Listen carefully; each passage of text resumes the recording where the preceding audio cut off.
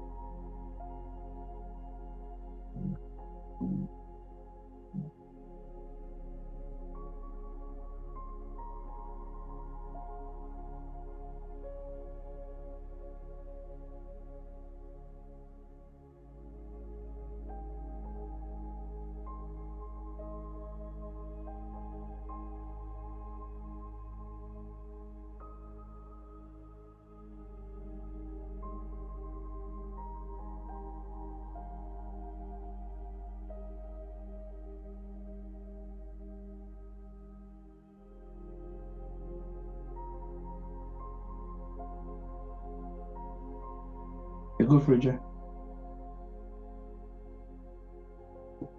Thank you. I just want to welcome you all to our Wi-Fi lunchtime service. Wherever you're watching it from, whether it is YouTube or Facebook, I encourage you to stay and grow with us. Could you?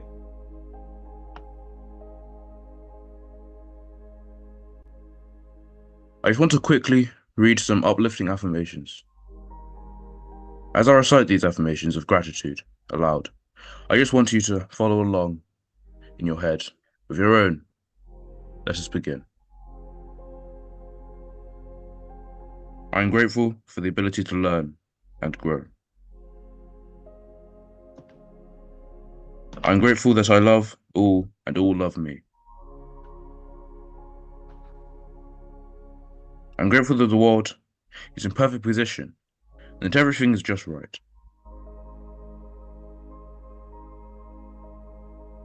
I'm grateful that life gives me opportunities to succeed. I'm grateful that I wake up every day feeling fresh and renewed, with the knowing that today will be better than the last, and that tomorrow will be better than today. I'm grateful that I'm around those that care for me and love me. I'm grateful that I can live life safely. And finally, I'm grateful that all that I need comes to me at any time.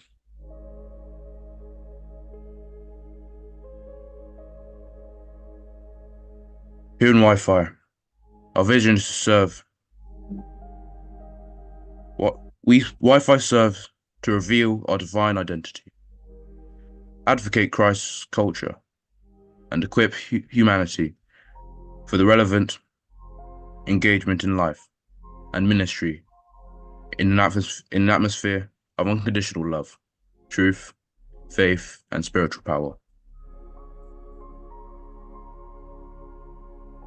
Our mission is to influence the mindset change through the relevance of humanity's oneness, with the divine, and equip individuals with the truth of who they are and the intent of having us firmly grounded to also empower others to be impactful in every sphere of life. Together, our core values are unconditional love, uplifting spirits, integrity, selflessness, trustworthiness, and tenacious devotion.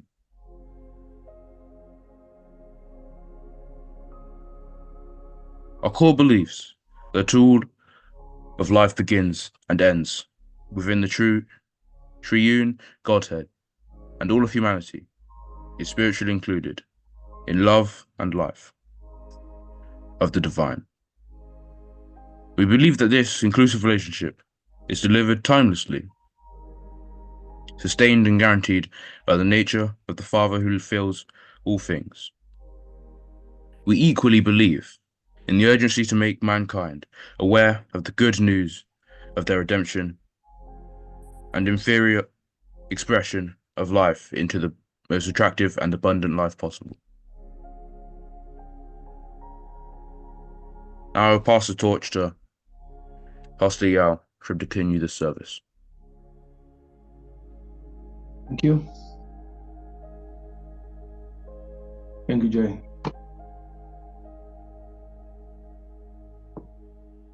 So in the last couple of weeks, what we have been looking at is a way forward. We introduced it, and what we've done last week is touch on the principle one, the principle of pain. We did an intro on that, and we went into a bit of it. And the intent is that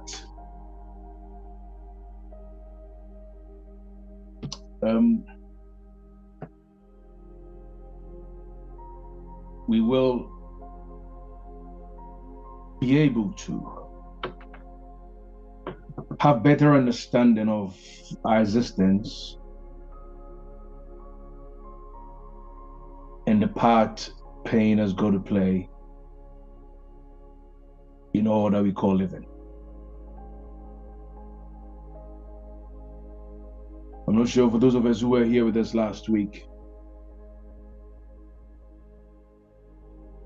if you could give us in few points what your takeaway had been in the last session, just for the benefit of those who weren't. And then we will go into today's. To those of us who were here last week, we're always in your call. I think, Marie, you've joined again. Are you in a space to talk?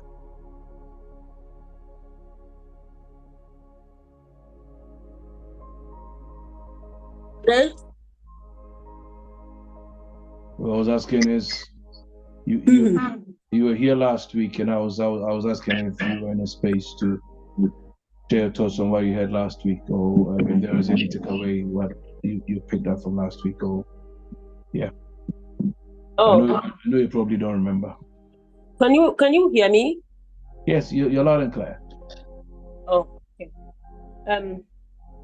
You talking about pain, and what I gathered was that pain has a personality to life, like maybe a purpose or something, and yeah, that's what I remember. And I remember you had mentioned that life is it's not. We always trying to put things in straight lines because that's what we think, but reality is not straight. Everything is not straight. Like patterns are wiggly. Like you look at it, if you look around you, everything is, the tree is not straight. Everything is not. It's not as straight as we think. So the expectation of having things from point A to point B is what creates an experience of pain and suffering. That's basically what I understood from it. Thank you. Thank you. And I think that leaves us with Jay. That leaves us with you, Jay. What was your takeaway from last week's? I can remember from last week that we talked about, or at least I talked about, the existence of pain and pleasure, and how pain isn't something that is just for the bad, for those that don't do right. Pain is something that is for those that do good, in order to help them improve in life. You cannot have good without understanding what the bad times are. You need the bad in order to have the good, in order to improve in life. Thank you. Thank you. I think those, just bear with me 1 second.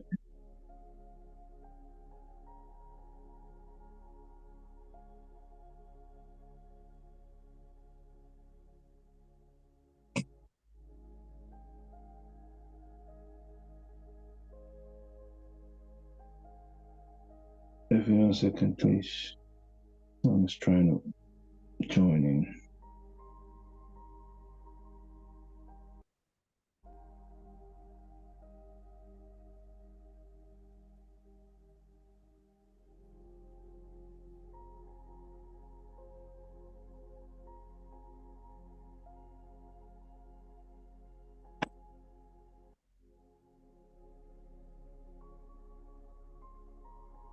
One minute.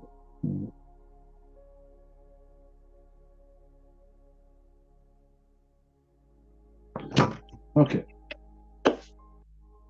Right.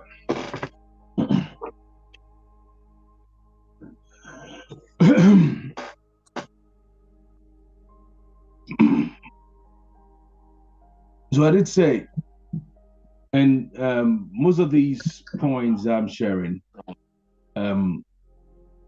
they come from Brother Ishmael's book that I've recommended greatly. That's the way forward, which has said that is going to be the if I could say, it's going to be manuscript from which I'll be sharing these, or we'll be sharing and studying these principles and practices for empowered living.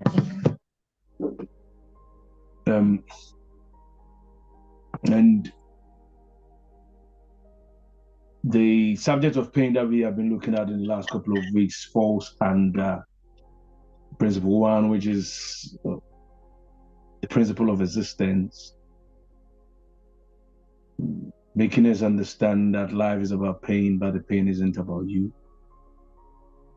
And last week I did highlight that our existence itself points to that.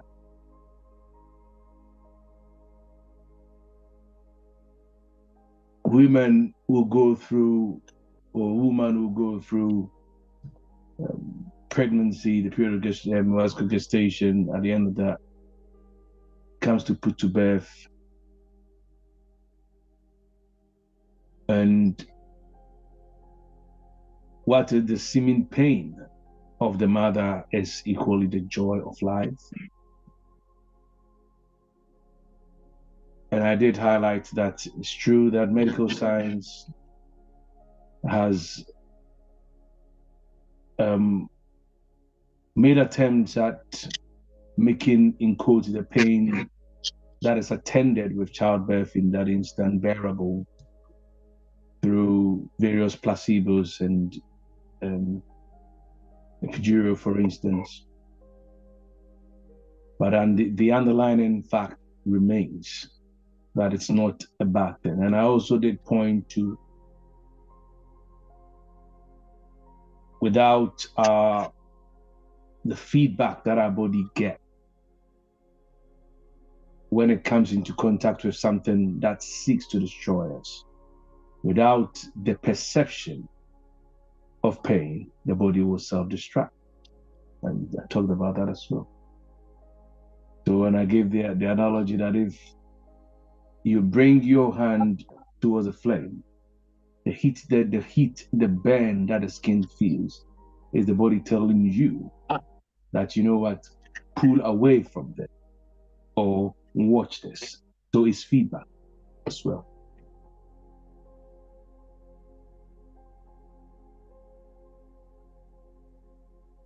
Scripture talks about the fact that bodily exercise profits little, having a promise of gain in this life. And in the age that we are, where well-being is topmost priority of almost everyone, we put the body through rudiments and regiments to try to get it in a shape that we think we want, try to have a look that we think we desire, to try to have a healthy state of body and mind that appeals to us. And all of these things that we do, none of them happens without a pain. So there are phrases like no pain, no gain, which to a large extent I agree with. So when you're on the treadmill and pounding out, you have got the intent of having a healthy body. You've got the intent of having, or as you call it, of strengthening your heart. But the body doesn't necessarily like it, or doesn't necessarily enjoy, or you don't enjoy the process of putting your body through that thing. But you know that it's good for it. If you aim to improve your cardiovascular health and all of that, so you put yourself through those disciplines. In as much as it's not your ideal, you probably would have loved to just lay in bed and do nothing. But you know, I desire strength in my heart. So let me get out running, or let me go out swimming, let me do whatever physical activity that you enjoy, with the intent of keeping your body in shape and feeling good, because it comes with a good feel as well. The one who is into bodybuilding, you've got to rip the muscle fibers, give them the opportunity to reform, and as they reform and redevelop, they get bigger, they get stronger. All of that is pain. So the evidences, I'm only just running this through just few evidences through nature, through living, which points to how pain offers the facility for us to grow. I said that is not an obstacle. It's only a catalyst for growth. Okay. And the moment we see it as such, it changes how we perceive it. So I also did mention that pain is no different from pleasure. They are the same thing. Same stimulus, just on opposing spectrums, which in itself are still complementary, yin yang. And last week, I remember that we ran ourselves through what comes to our mind what comes to our individual minds when we hear pain. Some people talked about anxiety, talked about the fears. Someone also made reference to I talked about disappointment, not having our expectations met. Shame can be a painful experience for people. For someone even talked about death, and all of these things are things which bring pain to our mind or bring pain to our attention, or there are situations, circumstances which we identify with pain.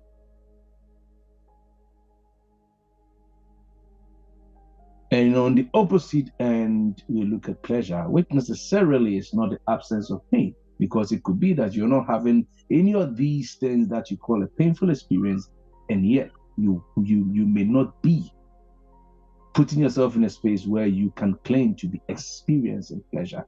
So pain is not necessarily the opposite of pain or as opposite of pleasure. I checked that in last week as well.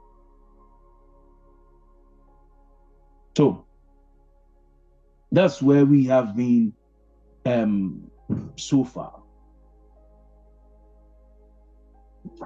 And I also pointed out that we have or religion has cultured us in a way where we think we have to live life in an attempt to avoid pain, in an attempt to prevent pain. So we get religion making you, or major religions making you promises of a heaven to come and a hell to avoid. All of these things just are evidences of the same thing: the avoidance of pain and the welcoming of pleasure.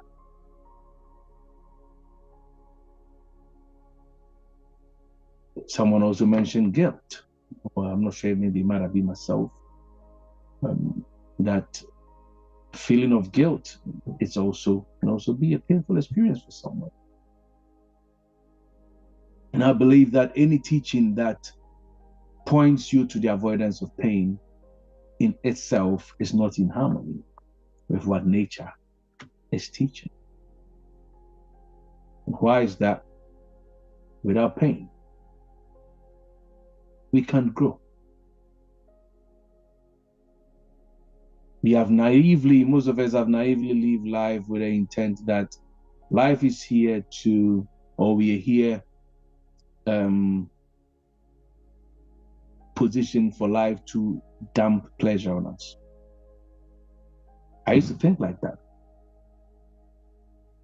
But the longer I live, the more I'm embracing the fact that all of what life is seeking to do is to awaken me.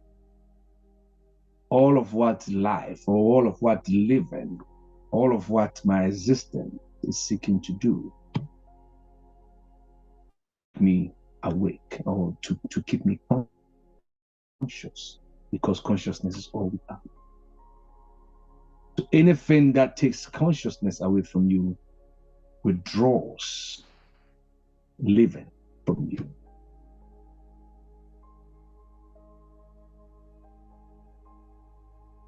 That is the reason for pain, or the things that we call pain, is to steer us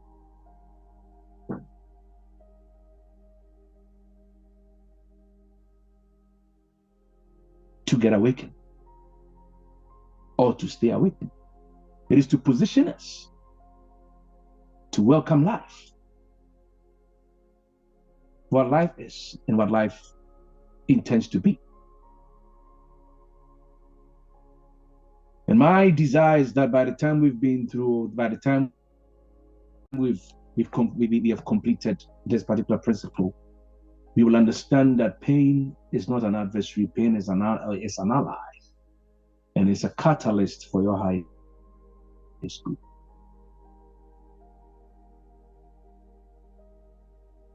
Whenever life presents us with what we call challenges or situations which threaten to capsize us, we also need to be armed to understand that all of that is designed for us to become the better versions of ourselves that is waiting and is desperately desiring. The whole generation groans until now, even as it awaits the manifestation of the children of God.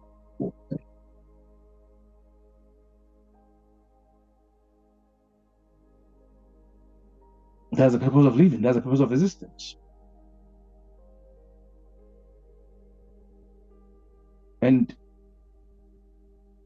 if there is any conspiracy, as I was saying this earlier on this morning when I was on the chat voice, there's any conspiracy at all, it should be your determination to conspire or to agree with the conspiracy of life to yield your utmost evolution.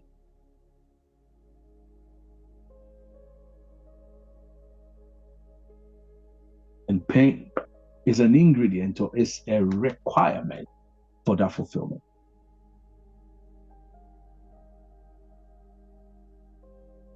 Are you with me to this point? When I've said this, I did a post, was it I think on Thursday, and I captioned it, "It's okay if you don't understand." And someone was like, why would you put yourself through all of that and share this and tell me it's okay if I don't understand? And I'm like, yes, so it's absolutely okay. It's perfectly fine. Because confusion sometimes is also good. Anyway, so even if these things that we are sharing and we are saying are not, I will not say sharing, are not making the most sense at the time of it, just take what you need, take what you can, take what makes sense. And what doesn't make sense, just put it on a shelf for now. I can guarantee you come back to it at a later point, and it will make absolute decent sense. So I can't really deliver the point That life is a game of pain and pleasure.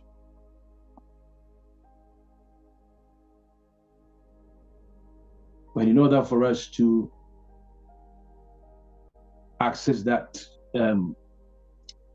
conscious self-actualization, pain is inevitable. The original says this, and I love it. It says that you've heard that it's been said that this world is not my home, I'm just passing through, I'm just a stranger here. But you need to wake up from that mindset. This world is your home, and you are not just passing through. Unpack your bag, unpack your baggage, get to work, and begin to consciously participate in life and enjoy. With the understanding that all of life is indeed about pain, but the pain isn't about you. The challenge with most of us is we make the pain of life about ourselves because we see it as the world being unkind to us, life being unkind to us, situations being unkind to us, things not going the way we expect it to go, things not going the way we want it to go, things not being the way we want it to be, and then we get disappointed, we get frustrated. Social media hasn't helped us. I was telling someone earlier on today, so if we look at someone's life and it's in our eyes perfect in every way, and we compare it with ours, and ours is not going in the same trajectory, and then we get sad, we get disappointed. Why is it for this? Well, why is it happening like this for this one? They appear to be happy. I'm not happy because I don't have what that person has. I'm not happy because I don't look the way this person looks. And I was saying humorously the last time that it appears to me, AI revolution is a big, I say that is the next biggest revolution to hit the world. But it appears that for most of us of this color, all that I see us do with AI is just make beautiful pictures of ourselves. I say that with no pun intended. I only say that to be comical because it is revolutionizing the way commerce, business, investment, economics is going, IT is going. But interestingly, it appears that our people, or my people, I would say, we always catch on too late, or we misunderstand the importance or the essence of things that we call we call trend. See, totally nothing against using AI to make pretty pictures, but I just pause and ask myself beyond that, what? See, one of the benefits I believe I've drawn out of life is being in the place where over the past few years, I don't just settle for my answers. And when I find my answers, I question my answers because I have understood that knowledge, wisdom, and awakening only favors the inquiring mind. No one became wiser without being inquisitive. It never happened. It doesn't happen. Again,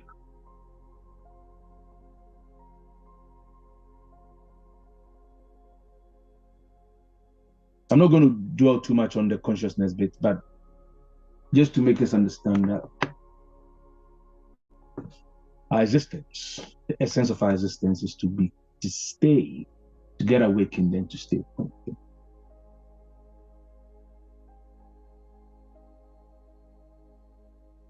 That's what it is.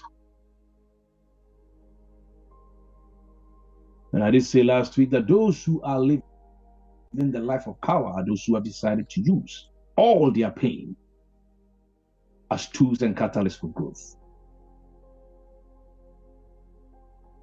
rather than letting the pain capsize them or drown them.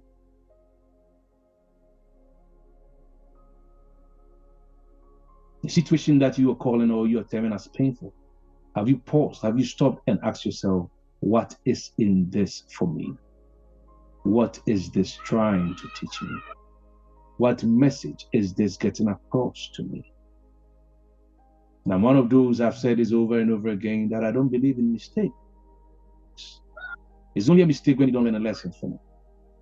Once you identify the purpose of a thing or the purpose of a challenge, the purpose of whatever you consider to be a mistake, once you learn the lessons or you identify the lessons from them, it's no longer a mistake.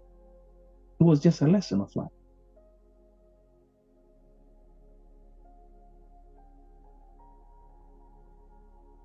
Running from living life in an attempt to run from pain constantly in itself, it's a problem. That is frustration and that is depression. This even affects the way or the kind of prayers that sometimes we pray as religious folk or as church folk in particular. I'm not sure if you agree with me. Everything you pray against is something you are afraid of.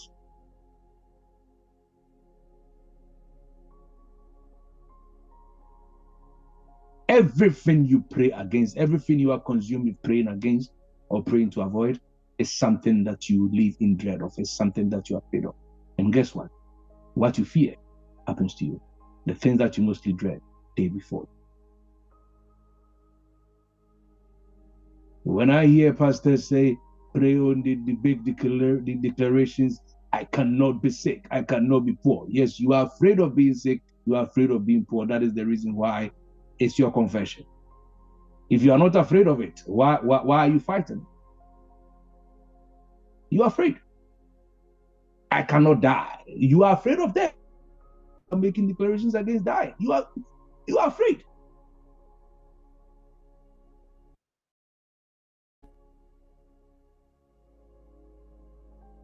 You're afraid of it. There's no glorifying it. You are just afraid.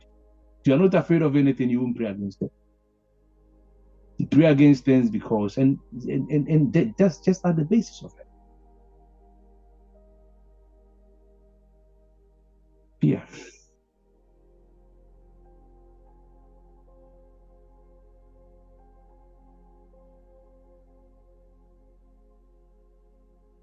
Something just came to my mind, but anyway, I'll pack it, I'll shelve it. I'll enjoy the talk. Or your face is looking like you want to talk. What do you want to say? You want to go finish off?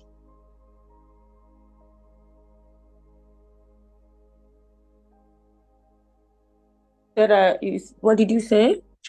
No, I was saying your mouth was, your lips were looking like you wanted to talk. That's the reason. No, I'm listening to you. So that's why I was saying last week that the pain we run away from will ultimately become what you run into, because your mind will be focused on the things that you run away from. It's as simple as that.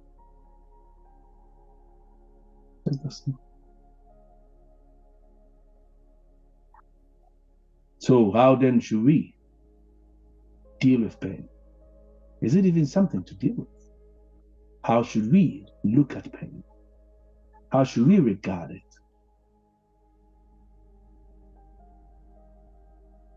I was having a chat this morning with a friend who's lost a brother.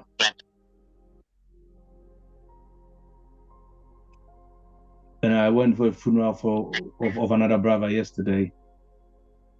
And I said, and from that, we were having that conversation. And the fellow had listened to a couple of my TikTok videos dealing with death. He's just like, oh, bro, so are you trying to say that if someone dies, we shouldn't be? Because basically what I was trying to say is I'm in a place now where I see dying as a release. And I was just talking to him about my perspective to death now and everything else that happens. It's like, oh, so are you trying to tell me that if you lose someone you love it doesn't hurt you. You don't cry. And I said, I have not said that. I haven't said that. And there's and that is where the difference comes between pain and suffering. Pain is something that we can't do anything about. We can't do anything about pain, as in we can't. We don't choose our pain. But suffering, we choose our suffering. Why? Because it is the rehearsal of the pain or the circumstances that surround the pain that creates suffering. If you are not constantly rehearsing it, you can't suffer from it.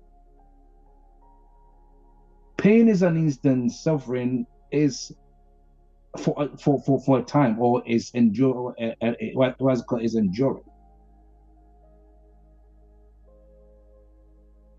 I don't have any control over when a loved one decides to leave, or when a loved one decides to die. I can't control that. But I can control how I process their exit. See? And that's the difference. So that's what I was telling the brother. That yes, the friend that we buried yesterday, it made me sad. It's different from allowing the sadness or the pain to consume you and get you dwelling in suffering. Death is inevitable, and death includes a painful thing. But I've come to accept that the challenge that we have, particularly with us and from where we come from, the fear of death and the lack of understanding we have about death, or not that lack of understanding, our limited understanding about death, makes it more difficult for us to entertain. But I say it this way: could it be that it's become the case because we have overly placed emphasis on the physical, or we've overly placed emphasis on this part of our system? That is what makes it difficult for us to process the exit of a loved one, or re-releasing them.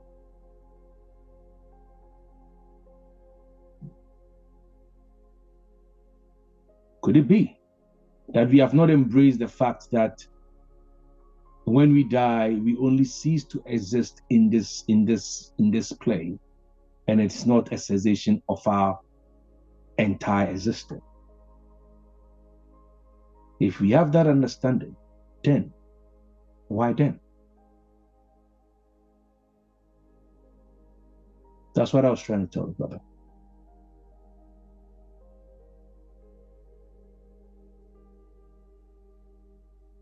And I believe that when we master,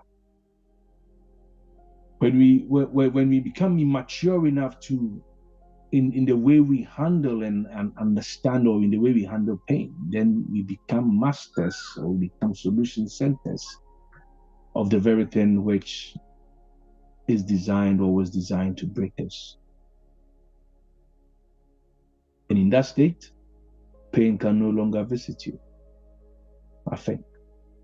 I believe. I give my sister's analogy most of the time. The person I have become now was all tied down to that one instance and that one incident. Totally turned my life around, upside down. And from it, I've picked up a lot of very useful lessons for the way I live life going forward.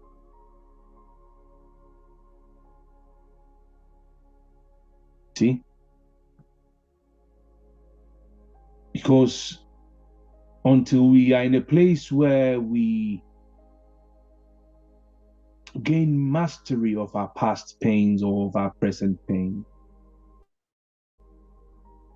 we will not have what it takes to dissolve any future pain that emerges subsequently. You've heard me say this a few times. The only way you will know that you are becoming matured in, let's say, in your patience or in your tolerance, is to have situations which kind of challenge you in that space. You can't tell me you are humble when you've not been faced with a situation which incites your arrogance. You can't tell me you are a patient character when you are not in the face of provocation. You can't tell me you are calm and composed when you are not in the face of a situation which is threatening your very peace of mind. You can't tell me you are strong when you are in the face of something which is threatening yourself. You can never tell me that you are courageous, you're bold, unless you are confronting something which is threatening to take your boldness or your courage away. And in the same way, what will put us in the space to have the wherewithal to dissolve subsequent or future pain is the muscle we develop out of how we are utilizing the pain of today. Pain has a divine duty, and its divine agenda and its divine duty is to break the glory of your soul. To break forth so that the glory of your soul will emerge.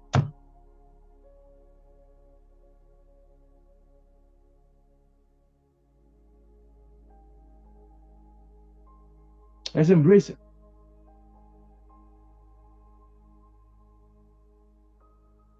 But the challenges we face in life, they are there, they are outlined to help us identify and develop the capacity and the capabilities that we have so that we can celebrate the achievements that await us.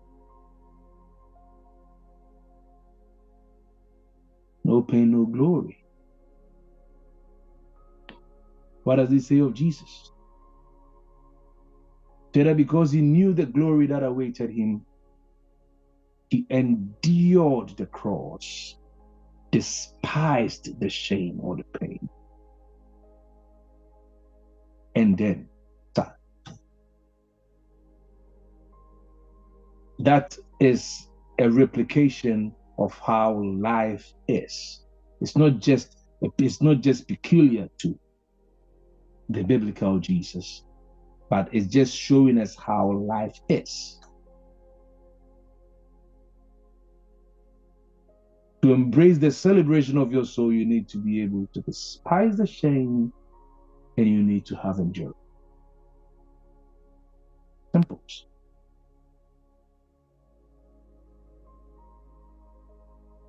Until we embrace our difficulties, until we embrace our challenges, until we embrace resistances and the things that we need to break through, we can kiss our achievements goodbye.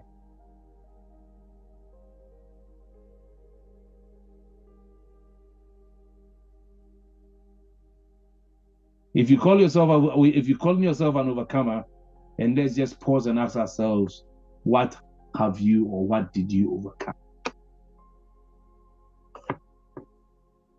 You're only a champion because you won a fight, not because you ran away from one.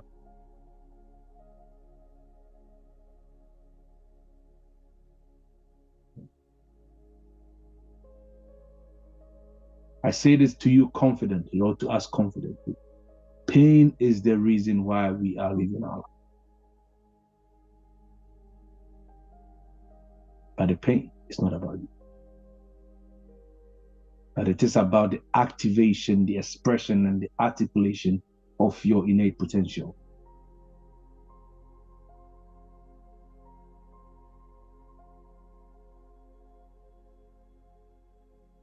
I was having a chat with someone a couple of years ago. He was like, Sam, had it not been this and that, I can't give those details, that happened in my life, I would never have sought me to embrace the things that you have been teaching all these years.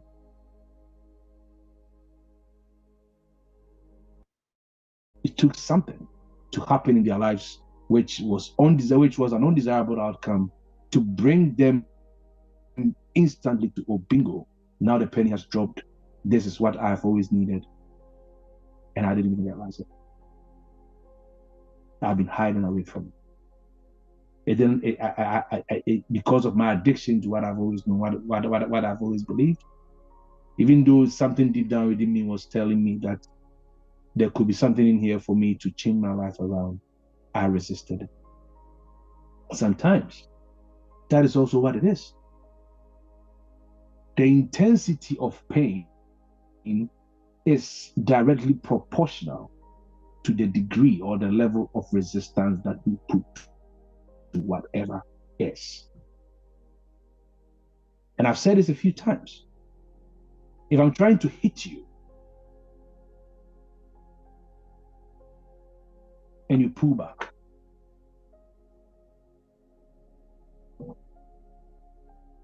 the power behind the punch would have been defeated. But if I'm trying to hit you and you put up a resistance, you will feel it more.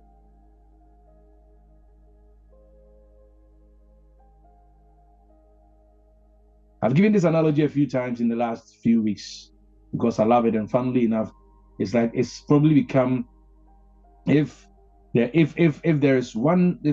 someone were to ask me for one illustration about letting go, embracing pain, letting go, letting life be, that I give to people that instantly makes sense to them, is this one I'm going to tell you. I've shared it here before and I'll share it again. Tug of war. Imagine yourself in a tug with someone who is more stronger than you are, or who is stronger than, not more stronger, who is stronger than you are. And they are pulling you over the line. Okay? And you have dug in and you've given it all to the point that you've got nothing more in you to give. Two things will happen. If your strength is failing, then they are going to pull you over under. It's a question. Are you with me? Well, let me get some agreement in the house. You're only looking at my faces. No one is talking. Or is it your attention is not here? What I'm trying to say is, if you are in a tug and you pull it, anyone can unmute your mics and just chip in on this. And the one who you are, or the gentleman, or the group of people who are on the opposite side, whoever is on the opposite side, if they are stronger than you and they are pulling hard, and you're also pulling hard, and you are at the point that your strength is just about to fail, if they are still stronger than you in a position, they are going to pull you over one day. If you say yes, tell me yes. If you say no, tell me no. Then I'll continue.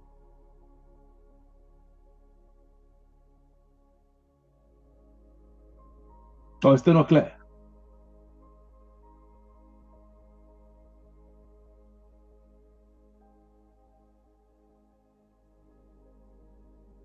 Is anyone talking?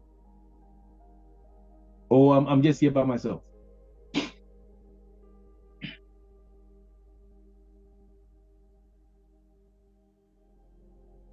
Anyone? Maria, are you still here?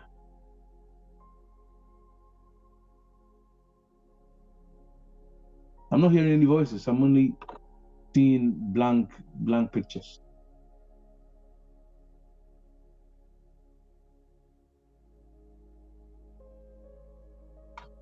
Or the analogy I'm giving is not clear.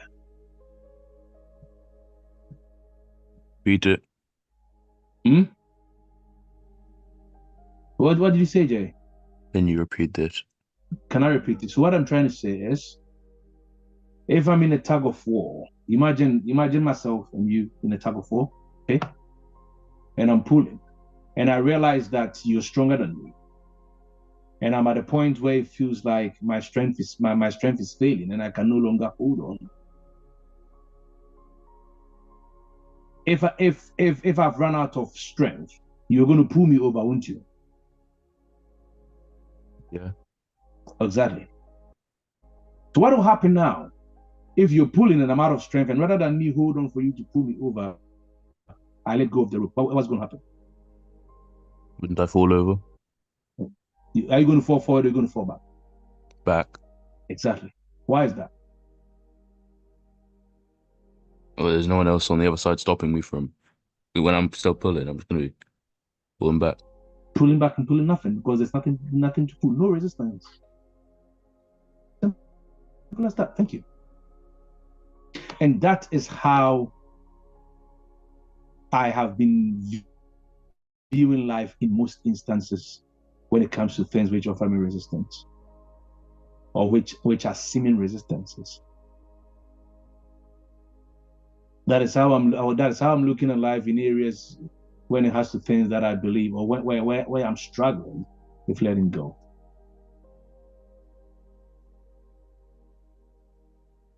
Sometimes the moment you let go,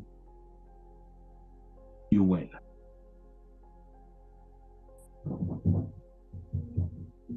If you let go in a tug, you can't be pulled over.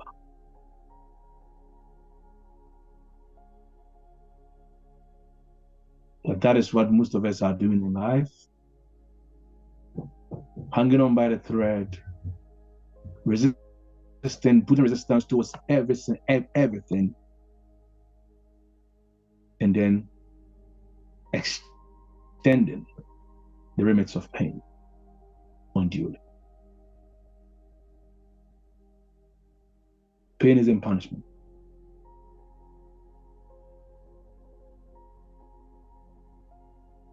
And with that, I will say, if you're letting go, one benefit is also you freeing yourself from the selfishness, I call it selfishness, from the selfishness of why me.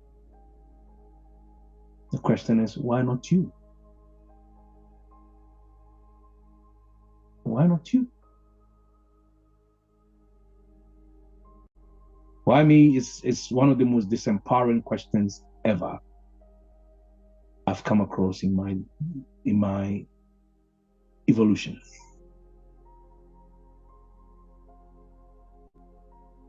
When we embrace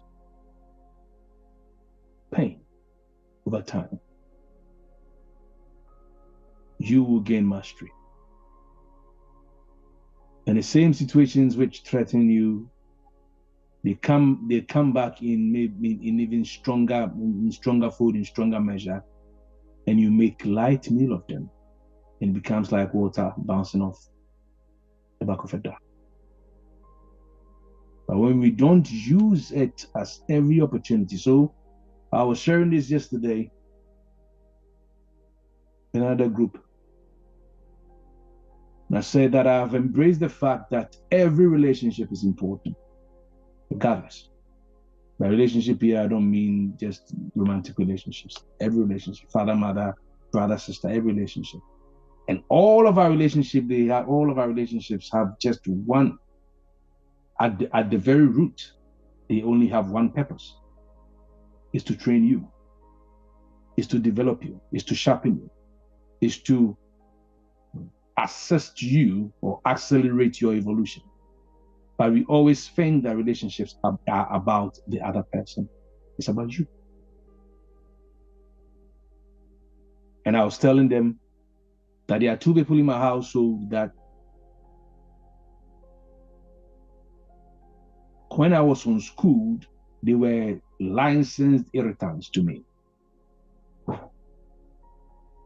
But when I became matured, I realized I decided to use the things that they were doing, which I was finding irritating, to grow my tolerance, to grow my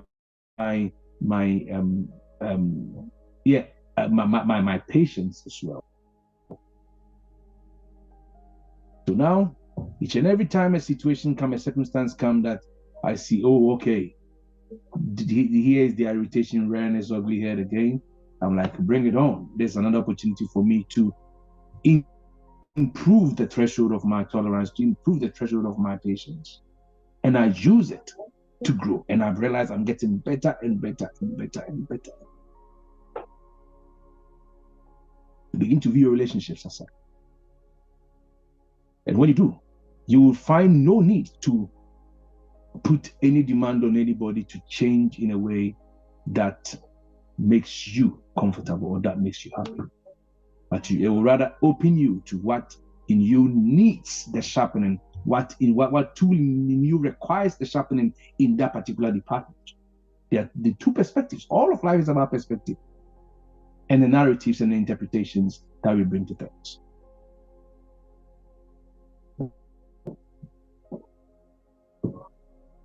The things that we call irritations, yeah, the very things that are welcoming and beckoning us to grow and become better versions of ourselves. And when we don't embrace that, we will just keep bringing ourselves back to the same place, and we will just have stunted growth. You have spiritual control, because you are not embracing the pain and the challenges of life to empower your own soul.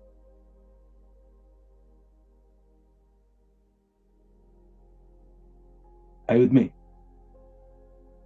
Put some exercises last week on the platform for us to do, and I'll just encourage us to go through them if you haven't already done so. I've had some feedback from some people who attempted it,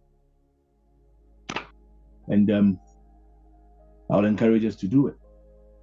If you've missed it, I will pin it on what's it called it in the WhatsApp group, and I will just encourage us to do it. Okay. So, like with that, I'll still dwell on the bits of religion where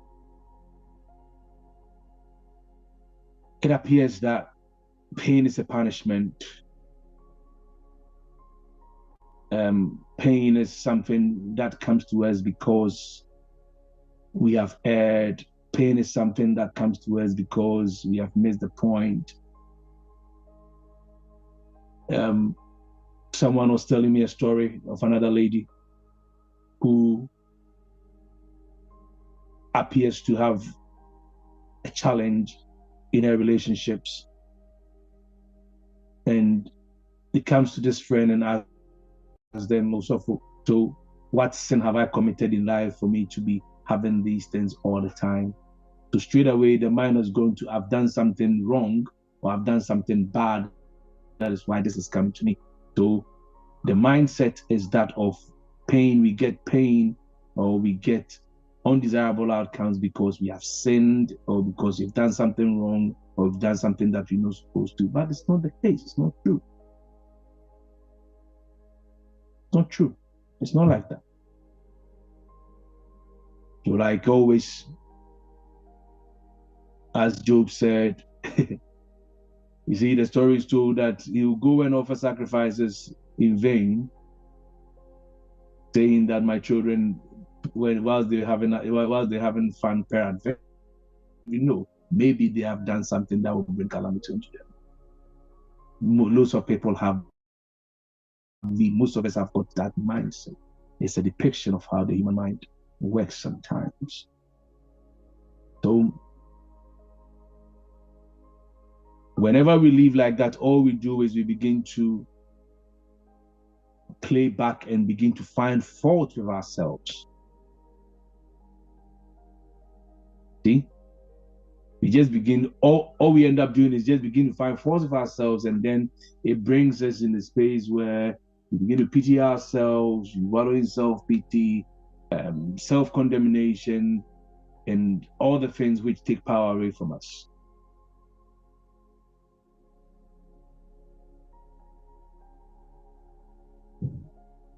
When we begin to view challenges, pain, adversity as not punishment for the errors of our past or the moment, but rather see them as opportunities to activate the good in us. I've said this, I really can't get away from it because that's the only thing that keeps coming to me. Hello, change. I'm going to end it here. any questions if anyone has, or any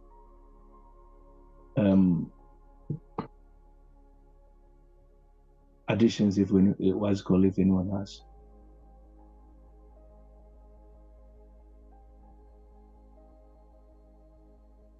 Eben.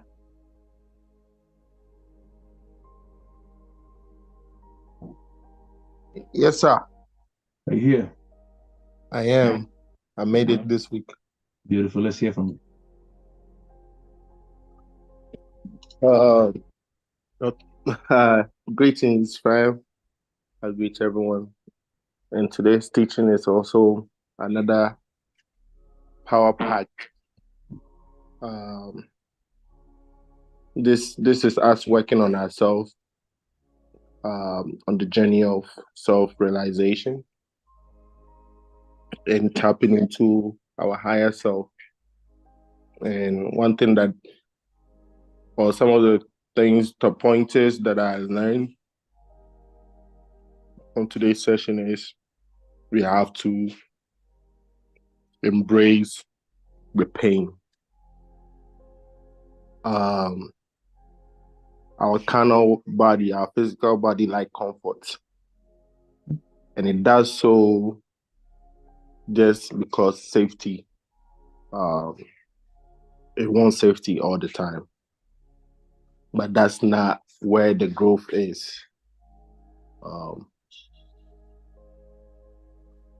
We should shift our mind and our mindset from the victim mindset.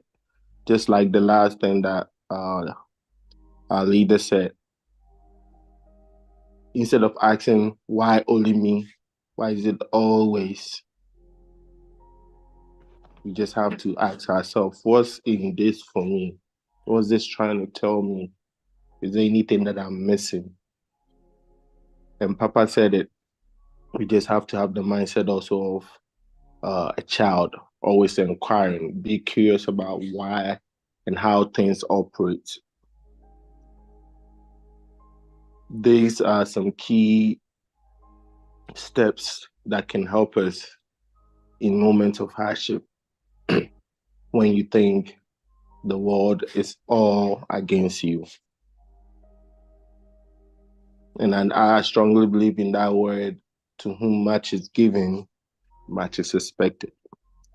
That means the greater your burden, your challenges, the greater your purpose here. So the earlier, the quicker. There's no rush. It's a journey. When you leave this mortal body, whether you believe in reincarnation or not, but now let's just say we do, you will definitely come back again because that's what your soul and your spirit is yearning. This is the Earth school to learn and grow and evolve.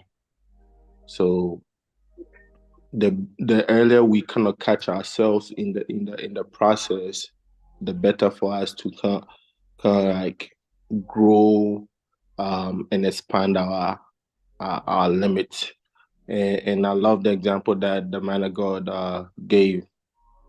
When he did not know stuff that he's teaching right now, there were two people in his household that always triggered him. You know, that means a certain aspect of him that he had to come to the realization and awareness of needing growth. But for whatever reason, we all are the same. We see it, we avoid it because we don't like the feeling of it. We don't like the confrontation. We don't like the pain that we have to go through in order to neutralize that energy. And that's where the growth is. If you truly want to take assessment, looking back, things that we used to be afraid of when we were kids. We are afraid of dark, thinking there was always a story that being told. There's always this creature in the dark that will capture you. So then you don't want to be alone. You're afraid. But as you're growing and as you're maturing, you know, like, boy, I mean, I definitely know the room before I turn the light off. There's no creature coming in. So it's just like that. We are, and to sum it all up, I think it's interesting how our life is. We are playing a game of hide and seek. You know, at the core, our higher being, our higher self is yearning and is fully open the arm to embrace us. But here we are fighting for our limitations, hiding away from ourselves. And gradually we'll come to that eventually. So then groups like this, platform like this, is very valuable from time to time when you hear teachings that resonate with you and you're like, this really hits home for me. And that's where the work starts. So it's a great teaching, I have to say. And thank you for the platform, sir. Thank you very much, sir. Thank you. Thank you. Anyone more as we wrap up?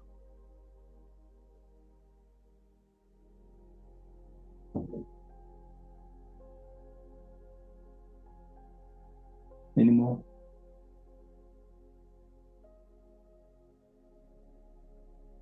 Thank you for tell me if you can hear me. I'm charging my. You It are can clear. be. You are clear. Okay. So I think that thank you so much for the session.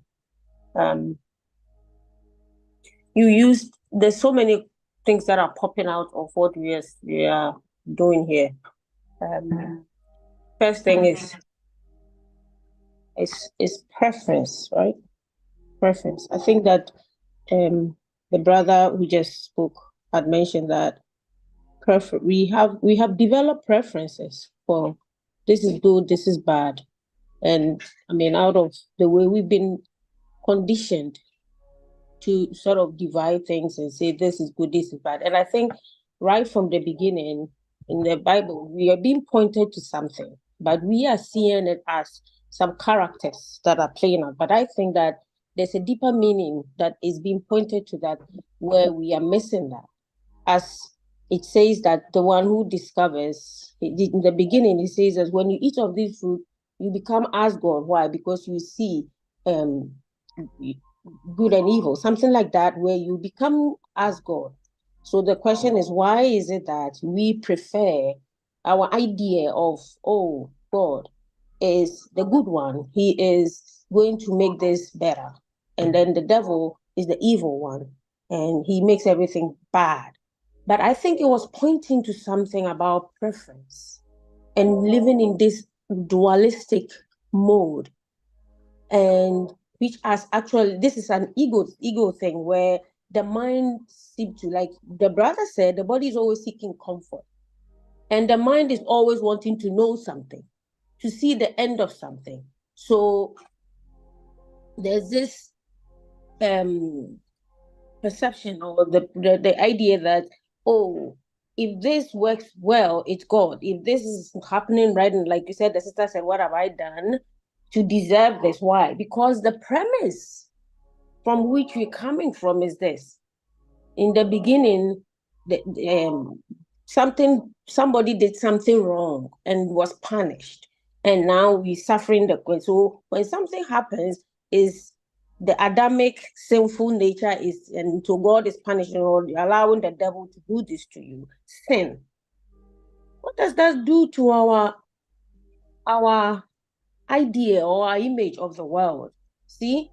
So I think we if we will come back and just look at life just as is, rather than how we've been conditioned to accept it. And I think that is where your teaching is leading to. So what I'm picking up here is this, that there's a difference between pain and suffering. And all these are concepts, right? So the example that you used about the muscle, the guy trying to resist something, whatever, Another analogy came to mind about, when people do these tattoos, somebody who tattoo actually, I understand, is really painful, but because the person has intention, or when the person is surrounded to that pain of being poked with all these pins, the pain is there, but there's no suffering. Why? He's not resisting the pain. He's surrendered to the pain. But think about somebody who is being forced to take a tattoo. He's resisting it. Why? Because he's trying to pull away from it, and it's causing suffering. So the pain that the guy who is surrendered to take a tattoo, and the pain who is trying to resist it is the same pain. Yeah. But one is feeling it more. Why? Because one is trying to resist it. The other is surrendered to it. So, and what is that? There is this preference that we have all been wired with, from childhood. Again, another example. When they give birth to a child and it's a boy, we do the circumcision. The child is surrendered to it. Why? He doesn't have any knowledge. Yet when they are taking your baby boy to the wanzam or whatever, the person to do the crucifix, the doctor to do the circumcision. Circumcision, the child has no knowledge of what is going to happen. Do you realize that Crucify somebody's penis? Crucify the child? Yeah. The child has no knowledge of what is happening, to the point that when the doctor even takes the knife to do it, some children are laughing. Yeah. There's a smile on the baby's face. There's no knowledge. And so that when the brother brought the idea of the baby, when you say you, like we are that, the don't know mind is what I want to use. Like, what if we operate in that don't know mind? Because that's where the baby is. He's in that don't know place. She has no concept of pain, or he has no concept of pain until that knife is touched, and the body biologically, naturally gives that signal of a feeling or a sensation, which is very, very, a different sensation from what he had before. And then we call that, he's feeling it. It's painful. See? So all these things that we're throwing out here, and I'm sure I'm throwing so many things about, but I think that when the deep meaning of things is missed, the mind's essential piece is disturbed, because the child really doesn't have a concept of this is bad, and so she's not even resisting the pain or the whatever. And so there's a difference between pain and suffering, like you said, which is really powerful if we can really identify what is pain. Pain is biological. When you cut your leg, you feel pain. You feel something. The sensation is not the same as the leg not being cut. But the resistance to it, or the preference, is what is creating the suffering. So then all our activity of the way we want to go to church and pray against something or pray for something is what? We pray and then we'd have this hope. Or we pray against something because we are fearful, like you said. What is fear and what is hope? Isn't it two sides of the same coin? To me, fear is avoiding something or running from something that you think might happen. But hope is doing what? Hoping that something will not happen. So is it not the same thing? And then so one is living the future, one is avoiding the future or whatever. To me, it's the same thing. So the questions that you're asking, they're good pointers to maybe ask to rethink our responses, our reactions to what is. Because all the suffering that goes on in our lives is that you prefer that it's not the way it is now. Yes. Yes. Preference. And then when you prefer one over the other, which comes from judging, this is good, this is right, this is bad, then it brings, all these have their own connection to a particular feeling. So you prefer that maybe my husband has left me. I prefer that he hadn't left me. So now it's bringing up a feeling of hurt. But what if I see it from a reality, another perspective that, oh, okay, I'm feeling this hurt, but it's just a feeling. And that is, the body as a conduit is there to experience these things. So, okay, because the feeling is happening because of the way I'm interpreting it or the way I'm preferring it to be. And so, and the way I'm judging it, right? And I'm not saying I'm wrong or I'm right or somebody's wrong or somebody, but these are that we have been conditioned to respond to things this way. From childhood, when you do something bad, you scolded. And then when you do something good, you applauded. So what? Now you begin to see the difference. Okay, so now you are in that place of wanting to do good, so then you are applauded. But the baby who was, like I said, is going to circumcise doesn't know that something is good or bad. Could it be that who we truly are is that part of us that doesn't have preference, that doesn't have any quality, that doesn't have any good or bad? And that is why when in the beginning it says that when you eat of it, your eyes will open and you will see. You become as God because you see good and bad. Why? Because the one who transcends this dualistic attitude, who transcends this duality, is one. And I wouldn't use the word one. It's not two because there's nothing like one. The opposite of one is two. There's no opposite in the I amness. It just is. See? So all our resistance, all our preferences, all our good and bad is our satisfaction. We want to please the ego. It's not us. It's ego. It's an ego thing. It's a mindset thing. It's a training. It's a conditioning.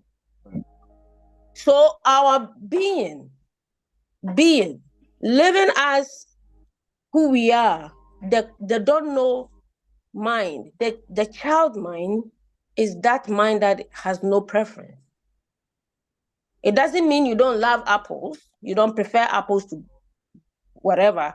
That's not what it means. It's because it means that you see clearly where the preference is coming from. You see clearly. You transcend. So the water is not murky anymore. It's clearer. You see clearly. And so you're able to tell this is coming from a place of judging, a place of me wanting it to be different. And that is why I'm suffering. Then you know, trying to please the ego. Because who you are has no preference. And so that is why there's no pain there. Or there's no suffering there. But who you think you are is always suffering. Why? Because I think I'm Maria and I have to look beautiful. I have to do this. I have to do this, or to be this. That person suffers because it's full of preferences and differences and, judgment and stuff like that. And that's why we suffer. Very true. But natural pain is biological. You can't do away with that, like you said, right? Natural pain is and so the body has that inbuilt mechanism to stay away from fire, like you said. Why? It's biological. There's nothing wrong with that. So yeah, thank you for a wonderful session. Thank you. Thank you very much for the submission. I'll say this in closing.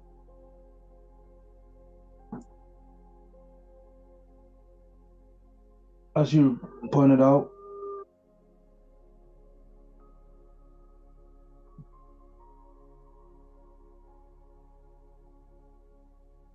suffering only is because we are not cool with life being life.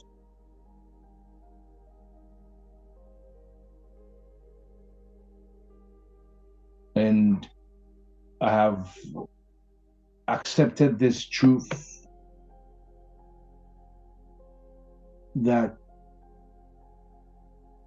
often at times the things that causes discomfort, causes pain, causes agitations or whatever it is, they are never the problem. But how we play about them in our mind. I'm going to say how we play about them in our mind, as in how the intercourse our mind has with the things that happen in our lives is the issue, and never the issue, because all of life is just personal. That's why two people can have the same experience. One can have it, well, one can see it pleasant, one can consider it non-pleasant. Just there's nothing really, there's not much wrong with the circumstance. It's all teaching the same things, but just that people are learning what we choose what we want to take from it and what we want to learn from it. So I say that when we analyze pain with the intention and the determination to look at the truth it conveys, it dissolves it. Going by the tattoo analogy, for instance, it dissolves it.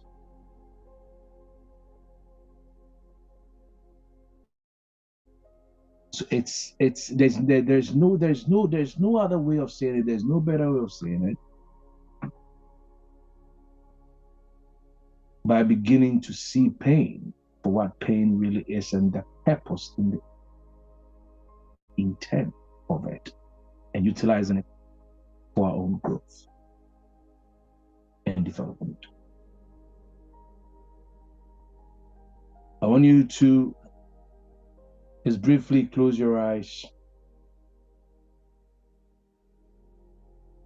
And this an exercise I will entreat you to do in your own time as often. Well, it's something that I do. Well,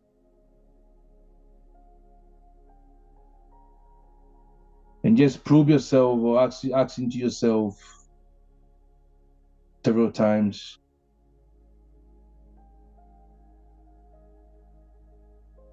That in me thinking about the fact that the pain of life is about me, what could my life be like? Just ask yourself that question. But if I'm thinking that all the pain that I'm going through, the pain of life is about me, how or what could my life be like? For me to think that the pain of life is about me.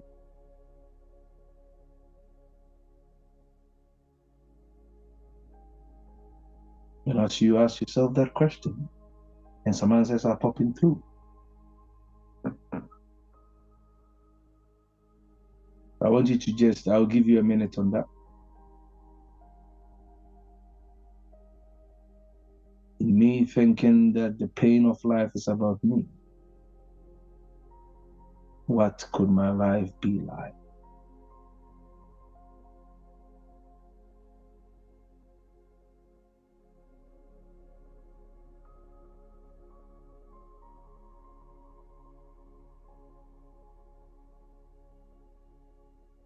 And now I want you to come out of that question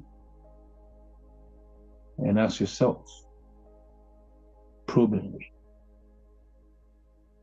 that in me realizing that life's pain are not about me, but rather about the activation and expansion or expression of my inner potentialities and my inner ability, what could my life be like? How will my life look? How does my life look? In me embracing and understanding that the pain of life is not about me, but it's about the activation, the expansion, and the expression of my inner potentialities. How and what does my life look like? I'll give you a minute on that.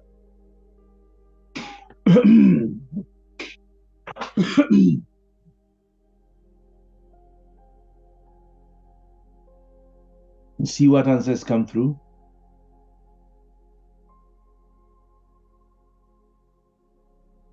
guarantee you that with your mind in this place and space, you will experience a shift in consciousness.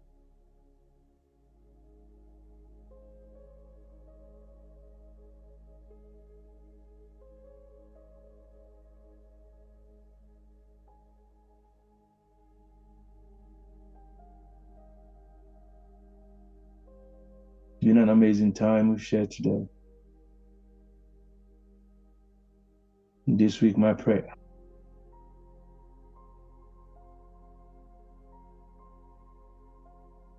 is that you will begin to utilize this to the best of your ability and to the best of your understanding all the challenges that come your way, and use them to grow and expand your potential.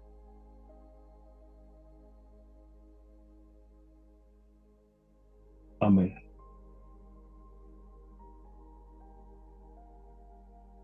Amen. Amen. Beautiful. Shalom and life to us. Back in the same space and place next week. Continue with the way forward. Shalom and life to us. Bye-bye. Bye.